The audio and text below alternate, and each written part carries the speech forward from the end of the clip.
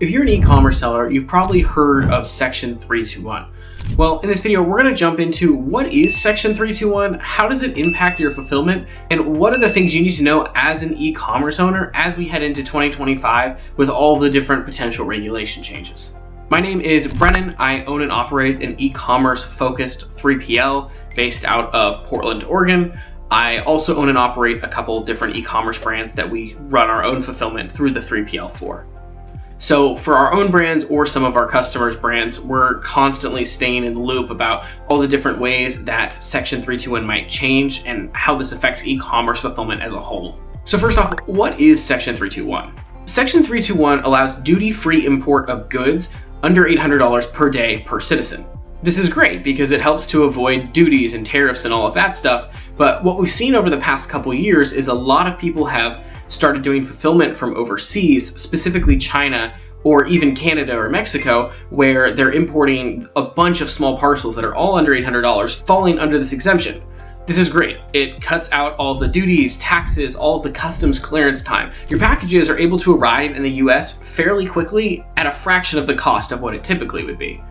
It's been super popular over the past couple of years, specifically with e-commerce people and ones that are importing from overseas, because you might be able to do the fulfillment and the warehousing overseas where it's a lot cheaper and actually just import it into the US and not have to worry about duties and tariffs and all of that stuff. This also is a large cause of why we saw all these Chinese sellers start to pop up and sell things on Amazon and their e-commerce brands, because they don't have a ton of liability in the US and they're not paying taxes and customs and all that stuff that who is a US seller who's actively importing through the ports and through customs and all of that, you're paying tariffs, whereas they're not. And so we've seen a ton of companies also just start warehousing overseas because it's a good way to avoid tariffs. This has been a super economical option, and I know I've seen a ton of different companies that have actually moved fulfillment from the US to overseas. Actually changing. Well, nothing just quite yet. There's still proposed changes, which are not set in stone yet, just proposed. But what they're proposing to do is change the goods that apply to Section 301, mainly electronics, apparel, a lot of e-commerce type based products. First off, tariffs and duties would now be applied to this. This also means that they would go through the standard importing process where you're now going to have to require a lot more documentation for both the seller and the buyer, as well as paying tariffs and just a lot more paperwork and overhead. There's definitely some overhead on the technology side to make sure all that information comes through from the selling platforms all the way. But at the end of the day, really, it's going to get stuck in customs for longer, it's going to cost more, and now you're paying tariffs on it. So overall, you're going to end up with a much more expensive and longer shipping time than you previously would have under 321. US-based sellers who have been importing and storing their own goods here and warehousing and shipping, this is great because they've been paying these tariffs and customs, whereas if you were warehousing overseas, you actually been able to avoid these for the past couple years. So it's making the landscape for US-based sellers who are actually warehousing here a lot more competitive.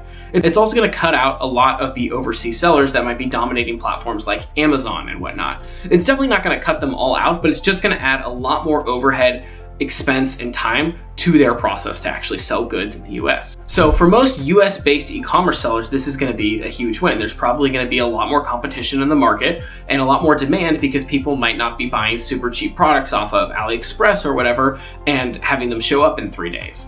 So high level, if the proposed changes go through, I think it will be good for US-based e-commerce sellers. And the ones that have moved fulfillment overseas are likely going to end up moving their fulfillment back. Even in Mexico and Canada and the different 321 laws that apply to specifically those two, I've seen a ton of people over the past couple months start moving their fulfillment back into US-based warehouses.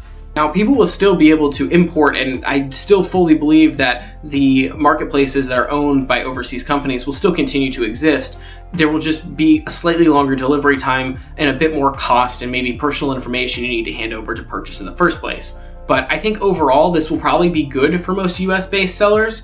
Now, the question that we've been asked a lot in the last couple months is, okay, my stuff is currently in a Chinese fulfillment center or it's in a Mexican fulfillment center.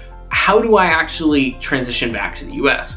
So like I said, we work with a bunch of brands, and over the past couple months, we've got a ton of inquiries for both people relocating their warehouse from China to the US or Canada or Mexico into the US. And so if that is something that you are currently looking for, feel free to drop us a message below. We primarily deal with like cosmetics, apparel, supplements, that sort of stuff, lightweight things. And so if you're selling something else and we might not be able to help, there's likely someone else that we know that might be able to service you better that we can get you connected with.